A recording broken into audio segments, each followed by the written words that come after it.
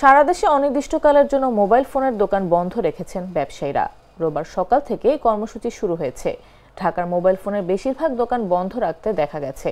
আগামী 16 ডিসেম্বর চালু হতে যাওয়া ন্যাশনাল ইকুইপমেন্ট আইডেন্টিটি রেজিস্টার সংস্কার, সিন্ডিকেট প্রথা বিলোপ ও মোবাইল ফোন আমদানির সুযোগ উন্মুক্ত করা সহ কয়েকটি দাবি আদায় এই কর্মসূচি করেছেন তারা।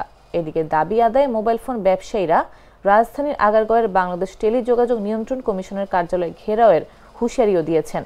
শনিবার রাতে এই কর্মসূচির ঘোষণা দেয় মোবাইল ব্যবসায়ীদের সংগঠন Bangladesh mobile business community. Mobile phone ব্যবসায়ীদের অভিযোগ, এনইআইআর বাস্তবায়ন হলে লাখো ব্যবসায়ী ও তাদের পরিবার ক্ষতিগ্রস্ত হবে। নতুন এই নিয়মের ফলে শুধুমাত্র একটি বিশেষ গোষ্ঠী লাভবান হবে এবং বাড়তি করের চাপে গ্রাহক পর্যায়েও মোবাইলের দাম বেড়ে যাবে।